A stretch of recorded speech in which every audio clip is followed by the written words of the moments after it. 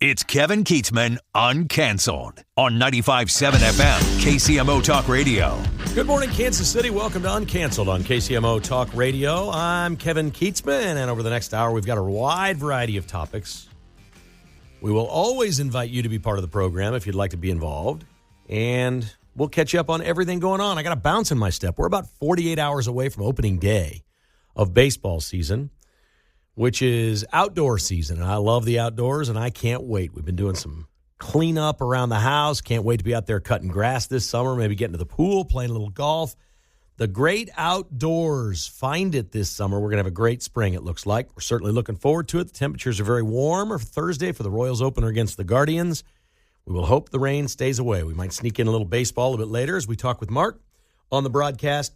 We'll also get into a bill that Josh Hawley is introducing through the Senate to prevent circuit court judges from making national rulings. We'll spend some time on that coming up in a little bit. We'll start today with the news that everybody's talking about and the first real gaffe or mistake of the Trump administration. And I've been pretty open and honest about this. When you're president for 4 years, some bad things are going to happen. You will make mistakes. Things will go wrong. What you hope is when things go wrong, they don't get connected to you as the president for doing something silly, sloppy, or illegal that can become a huge scandal.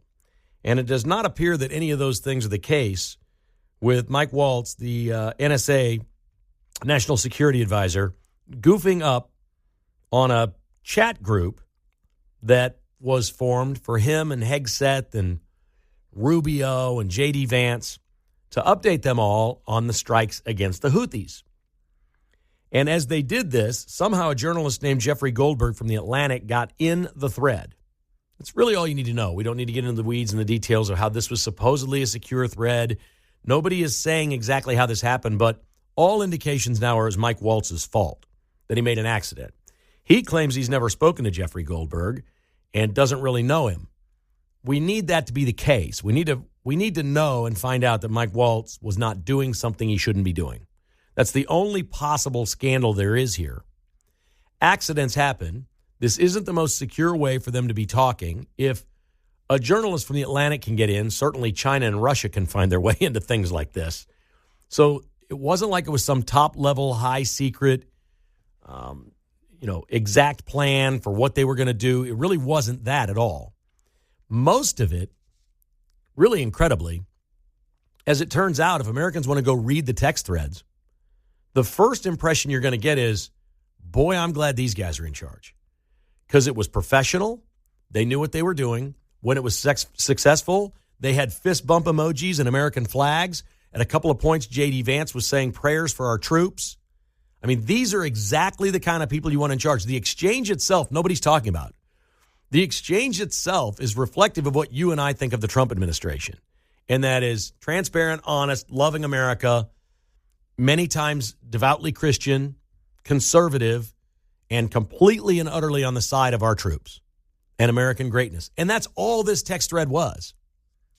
In fact, it was so over-the-top great American text thread that Jeffrey Goldberg readily admits, the journalist, he kind of thought the whole thing was fake.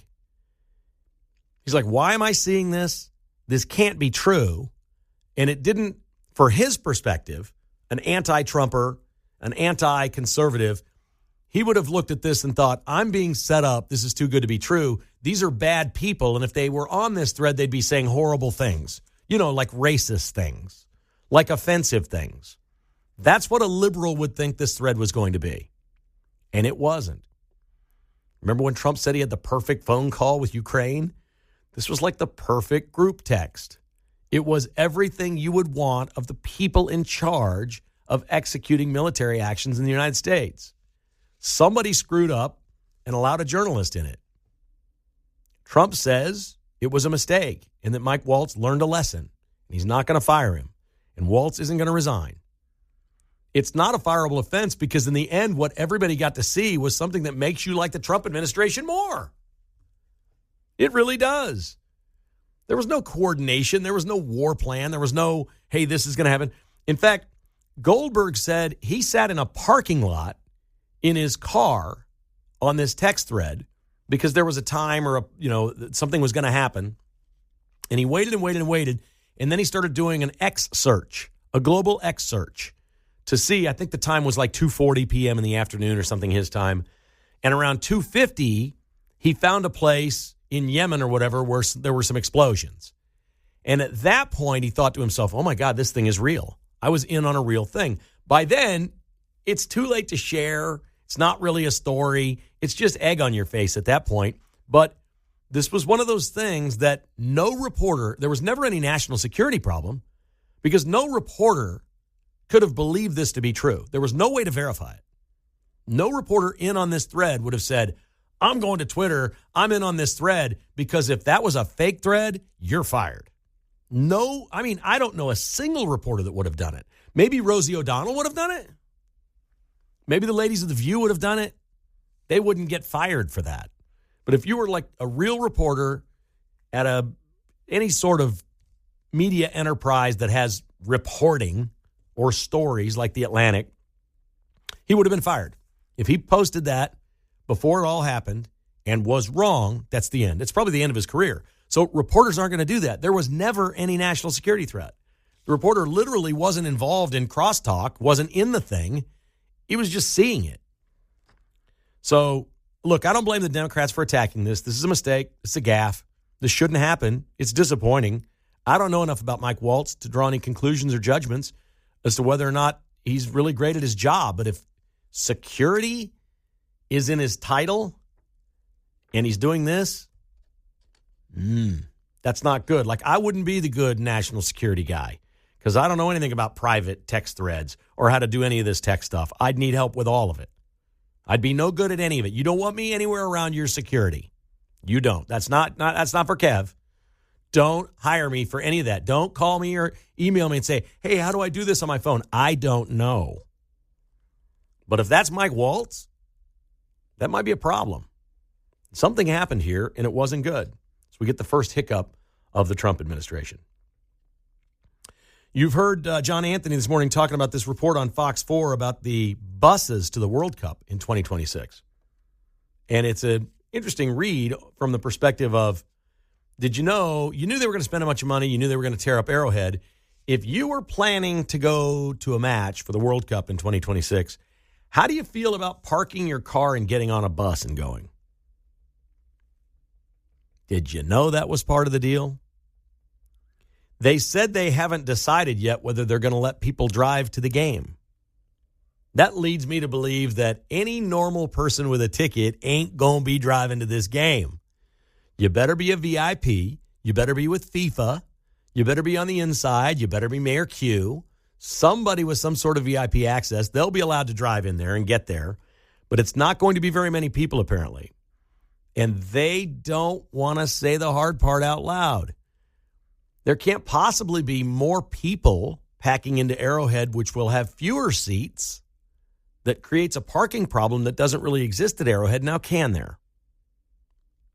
And a lot of people are coming from elsewhere and won't have cars, so they'll be on buses and getting dropped off by Uber and things like that. We know that there actually should be fewer cars. There's only one reason I can think of why they don't want cars coming in, and that's terrorism. And we've seen it. We saw it New Year's in New Orleans. We've seen it with automobiles. We've seen it with all this stuff they're doing to Teslas all over the country. We've seen it at international soccer matches, too. Cars? Yeah. That's definitely it. Because I don't follow international soccer, so I don't know, but that's definitely it. It is impossible. You hate to even say this over the public airwaves. It doesn't seem responsible, but when we think about it, and I used to say things like, you cannot stop a terrorist that will kill themselves. You just can't. And 9/11 proved that, but there's been so many others. If somebody's willing to die to hurt other people, that's just impossible to stop. Somebody eventually, and now there are mistakes made. People blow themselves up and don't get anybody else because they're really bad at this. You know, like they're putting the jacket together and they blow themselves up while they're at home alone. Those are my favorite stories of terrorists. The only good ones, actually. But that's all this can be. What can you do? I mean, I guess you could have dogs sniff every car that comes in, but they're not going to do that. It's going to be buses. So then ask yourself, how secure are our buses in this town? How do we feel about mass transportation in Kansas City? I don't like it. I don't like a lot about this event. I don't like the fact that it's going to cost us a pile of money. I don't like the fact that it's only a handful of matches. I don't like the fact that we have no idea if any team of interest is even going to be playing here. There's a lot of things we did that other cities did not do that said, no, that's too expensive. FIFA basically are crooks. It's sort of like the Olympics. Although Trump says he's in on helping the cities that are pulling this off. There's going to be federal funding now, which nobody knew was going to happen. Trump says he's all in on that and all in on federal funding to the Olympics in L.A., and he's all in on the 250th anniversary of our country, that he's going to spend all kinds of money on that stuff. So I believe him. The 2026 will be a big American celebration. But this report that John's been reading on the news all morning long it's just another thing. I don't know if any Kansas Cityans, they're like, oh, I really want to go to the World Cup. I'm going to go park my car and get on a bus and go to the World Cup. Does that sound like Kansas Cityans to you, Mark? No. The only time they do that is for a parade. For a parade, okay. I like that. Yeah, sometimes, I remember there would be like a golf tournament at Loch Lloyd, and you'd park a quarter of a mile away in a farm field, and the shuttles would pick you up and drop you off at the golf course. I could see that, but that's not even what they're talking about here. That's not even remotely what they're talking about. So it's like parking at Oak Park Mall and then taking a long trip. Right. And that's what they do for parades and such. Yeah. So there you go. Get on a bus if you want to go to the World Cup at Arrowhead Stadium, which they are destroying right now, taking seats out, taking all the lower bowl, not all, but I think it's like maybe 12 rows are coming out of the stadium down by the field. Those are going to be gone because they're going to play some soccer matches. We have the greatest sports entity in America, and we're tearing the stadium apart for 5 or 6 soccer matches a year and a half from now. There you have it. In a couple of days, we're going to be broadcasting live from Kauffman Stadium on Thursday before the Royals Guardians season openers. We'll be proud to be broadcasting at the K for you here on KCMO Talk Radio. Let's go to the phones, and John is up first in Kansas City, Kansas. He's got some expertise in the subject of things like security and group chats. Hello, John. How are you today? Hey, Kevin. How you doing, brother? Just fine, thank you. Hey, 2 things before I get on my point. 1, go Royals. 2, much as I was a Dan Bongino fan, I'm not a big fan of Vince. I think he's more populist. I think we should give you a 3-hour show real quick. All good stuff. But that's just me.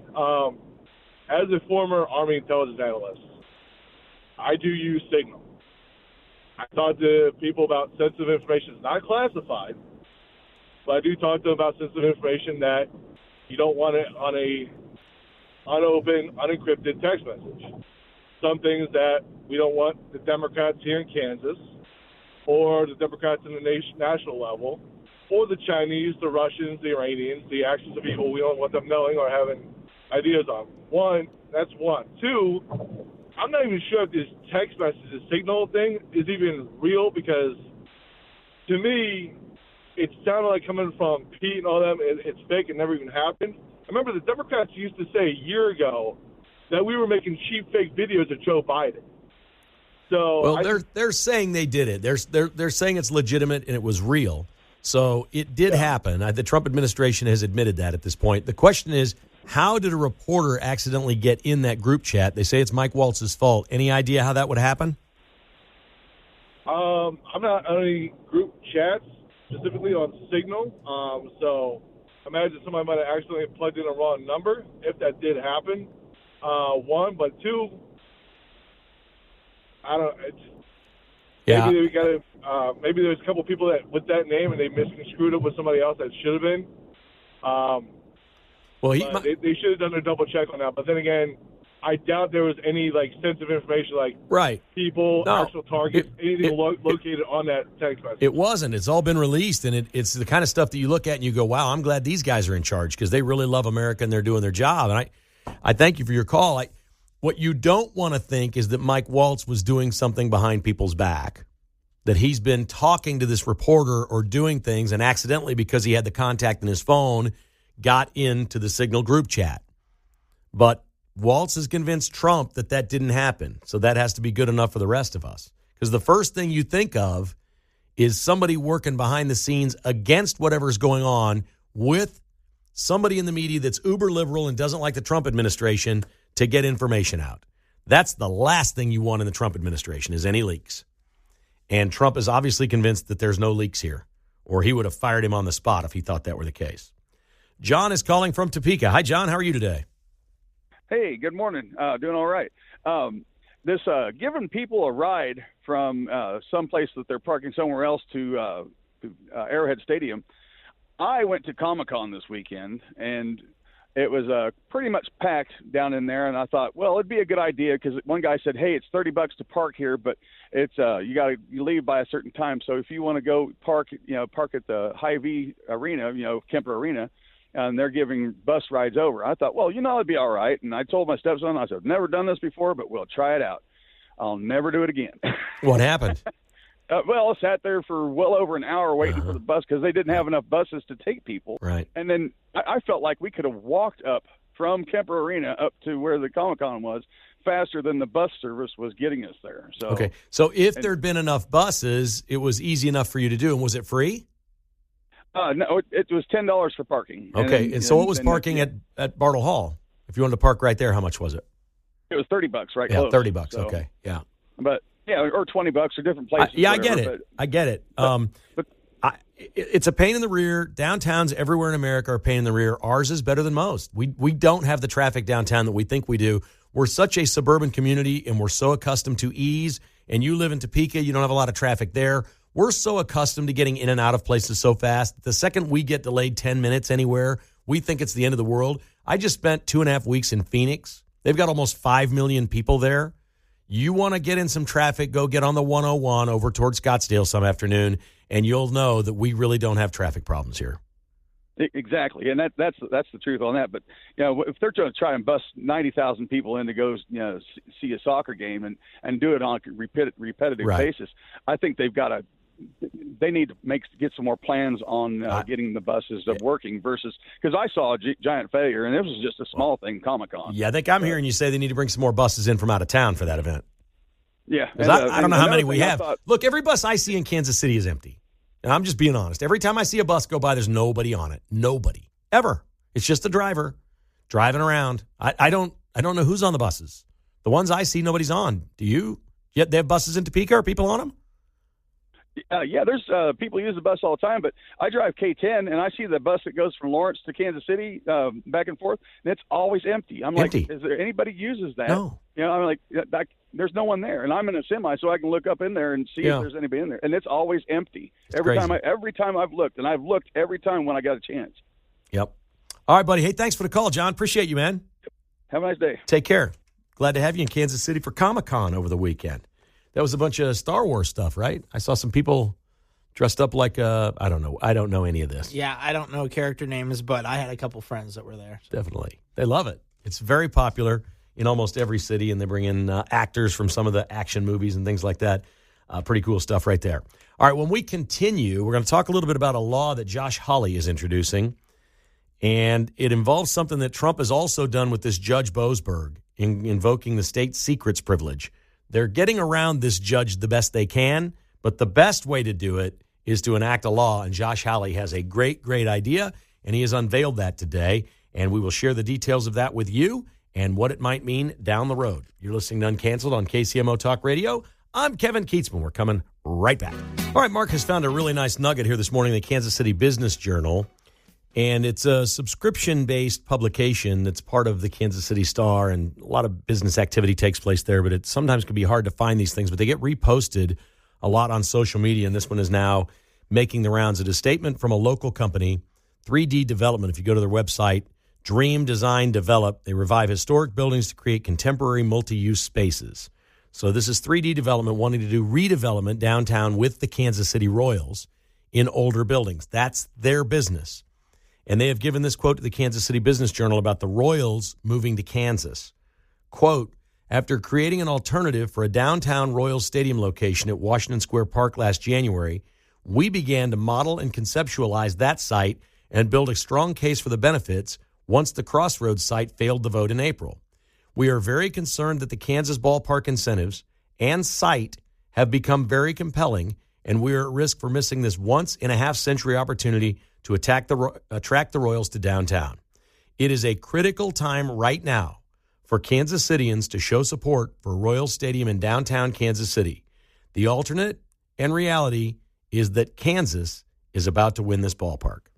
That's a statement from the developer that the Royals theoretically would use for the development around a ballpark downtown. And it doesn't sound like there's any historic buildings in Overland Park that will be around where the Royals are going to be, that 3D development can run their game and revive historic buildings to create contemporary multi-use spaces. So we've heard a lot about the 119th and Knoll location, and that came after the Royals apparently reached out to the Jewish Community Center and the people with that organization that there's a piece of land that's part of the track that the former Sprint campus is on that is separate, that the Royals would have to buy that as well from them, and they've reached out to them apparently to buy that land, meaning they're locking in on the 119th and Knoll location.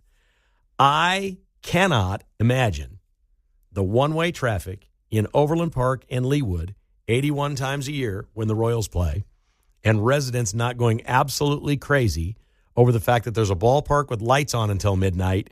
I remember there was a place, I'm telling you, it's walking distance from the Sprint campus. Our old offices were at 121st and Metcalf. And right behind there, Blue Valley North High School is there. Right behind there, it was a movie theater, but now it's a gym. And the movie theater, when they built it, maybe in the late 90s, had this glass spire that went up into the air, and it lit up at night almost like a lighthouse.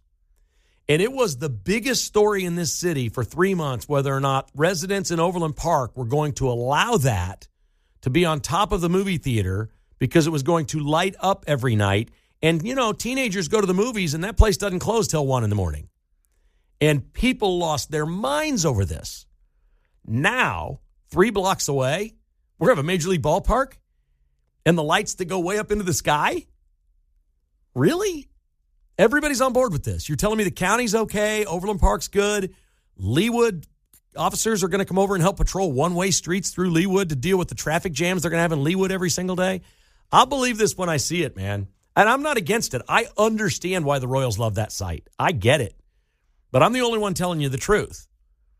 The Royals, despite all their initiatives with reviving baseball in the inner city and all of their reach programs in Latin America, the island nations, Spanish-speaking countries to develop fans and bring ball players in and teach them English and assimilate them to America, for all those efforts, baseball is still the whitest sport we have. There's more white people at baseball games than any other sport you'll ever see. And the Royals are looking at the Atlanta Braves model. What the Atlanta Braves did was they spent 19 years downtown. The crime was so bad in downtown Atlanta, they started looking elsewhere. That ballpark was open 19 years is all. And they built in the north suburbs where all the rich white people are. And their attendance went up, and they owned and operated restaurants, and they built condos, and people bought real estate, and businesses came in, and the Braves made a pile of money. And when that vote lost in Kansas City, Missouri, it now looks like what the Royals said is, great, we're just going to know what we are. We're going to go build a ballpark by the richest white people in this city, because that's who buy baseball tickets and suites and go to dinner and buy cocktails and maybe invest in a condo or do whatever. That's where the Royals are right now. There is nothing wrong with that plan. For the people that live near there, they might not like what they're getting. They might. I could be wrong. Hey, listen, I could totally be wrong.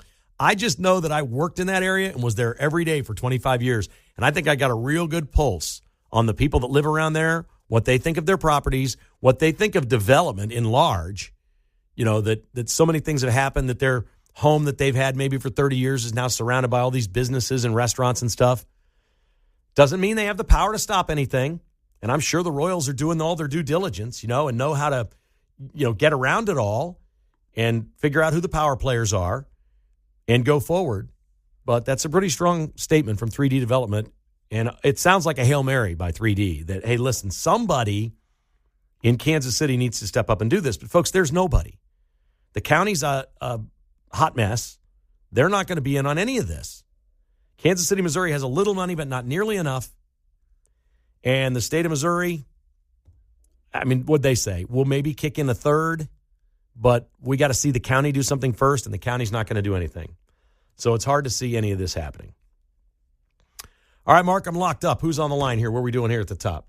On line one, we got John in Lewisburg. Hi, John. How are you? Good, Kevin. How are you doing? Great, thank you. Hey, I was wondering why Corporate Woods has never been considered as a place to build a stadium. Well, the businesses are filled with businesses. The buildings are filled with businesses. I'm broadcasting from Corporate Woods right now on the third floor of a building, and we're here every day. So it's not – the Sprint campus is a dying thing. They emptied out. There's no Sprint. T-Mobile doesn't want the buildings. They'd like to unload it. They lied. They said they're from Washington. Kansas City's going to be the co-ownership. They lied. That was no. They've got this great piece of land, and the Royals like it. Corporate Woods isn't for sale, near as I know. Yeah, but wouldn't that be a perfect spot? It would be better. You'd still need to build all kinds of exit ramps here. At least it's on a freeway. Yes. So I see where you're going with that. You've got the green space. You've got apartments to the east. You've got freeways that separate homes for the most part, except a little bit to the south of College Boulevard. But my goodness, if I were the Royals, I would make an offer. And you could tear down the Half Moon, whatever ugly building, and at one point they were talking catty corner to where we are, which is the Brook Ridge Country Club across Antioch on the northeast corner over there. They were talking about that lot because then the golf course would be gone and take all that land and do it all right there. Again, at least that's on an interstate, but you're butting up against single-family homes, which in Wrigleyville in Chicago is pretty cool. Those homes are very, very expensive because they're by Wrigley Field, which is an historic site. But to have a ballpark come into your neighborhood where you've lived your whole life and be across the street from you, most people that own homes probably don't want that. Yeah, but there's enough shopping centers. I think Corporate Woods would be a great spot. Well, there's a lot of places that would be great spots. You have to be a willing seller. Freeway system.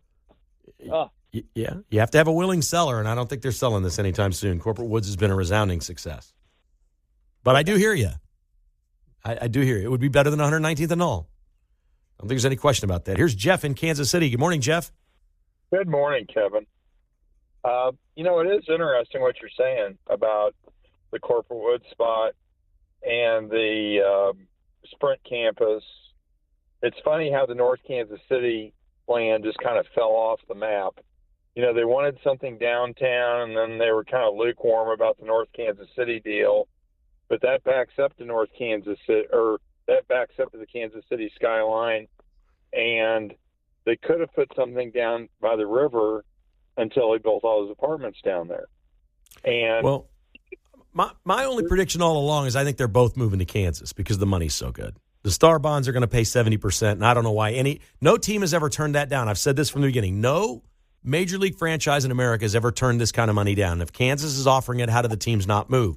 So the Royals tried a couple of things downtown. It didn't work. The vote failed miserably.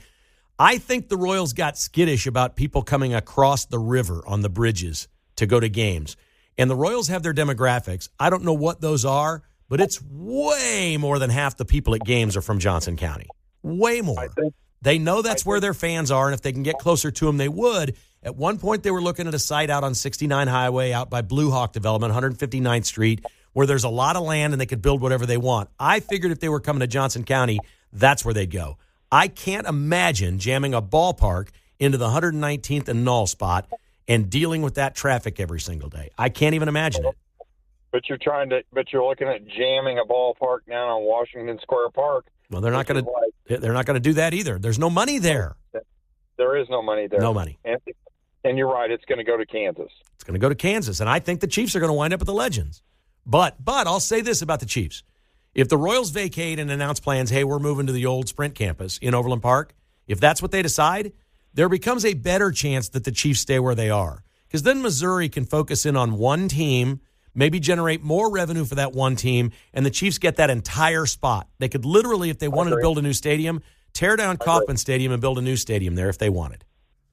I don't think they're tearing down the stadium, though. I think that they're a legacy outfit.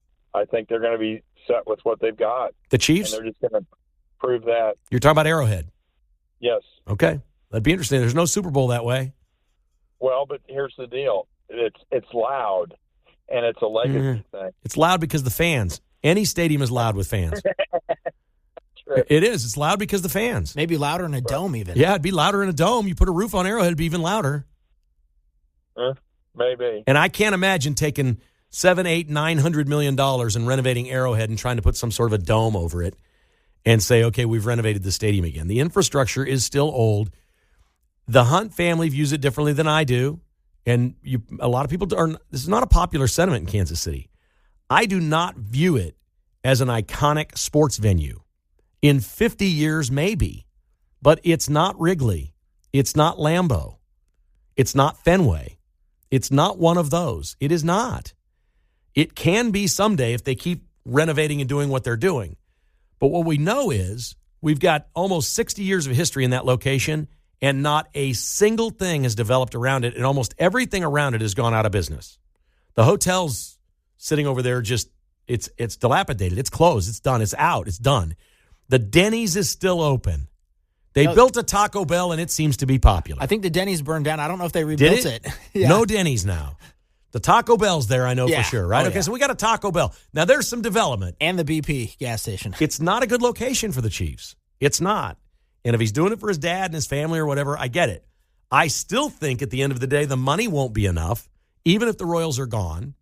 And I think they're going to go to the Legends because it will be 70% of whatever he wants to spend.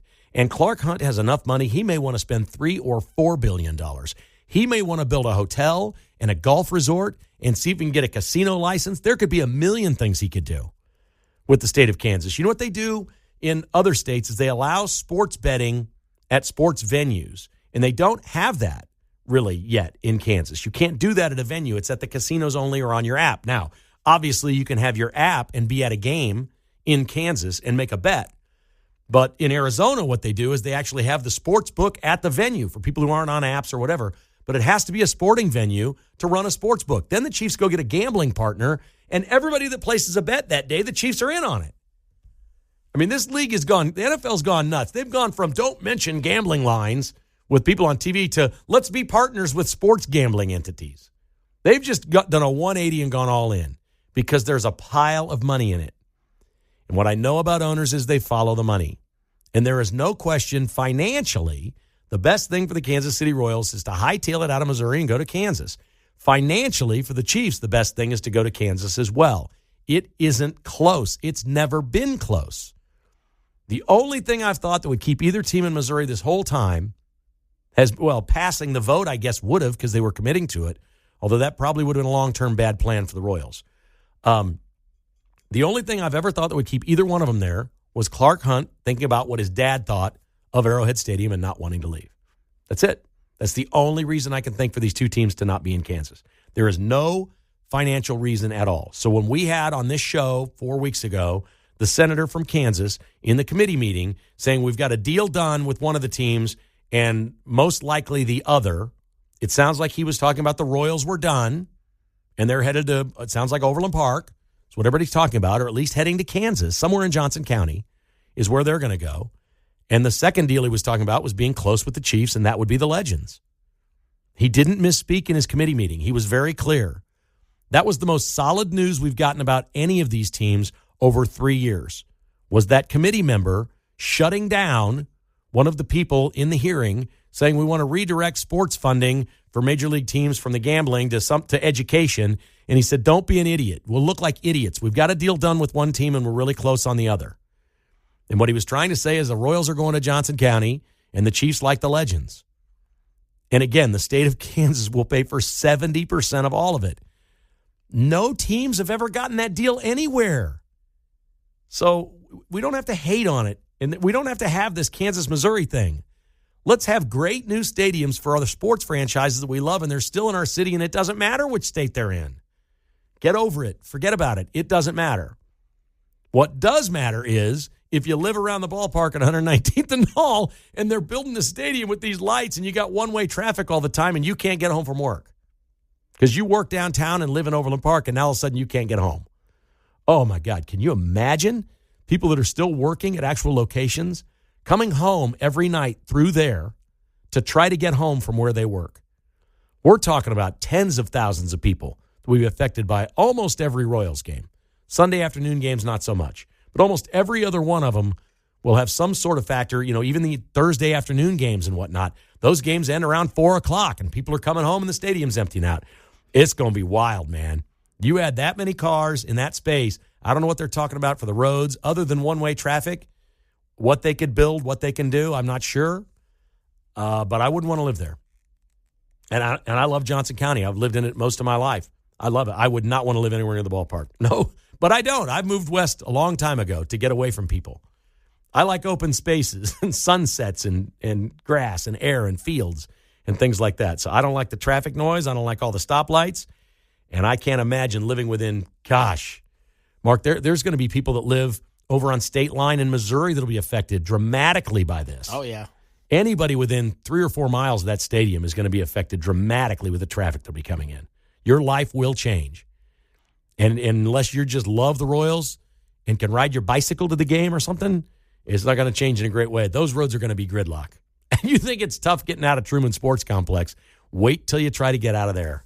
Woo! Unbelievable. 913-408-7957 if you'd like to take part in the show. This is Uncanceled on KCMO Talk Radio. All right, we didn't get to spend much time on this Josh Hawley Act that he is introducing. The Nationwide Injunction Abuse Prevent Act of 2025 would ban nationwide injunctions by district court judges.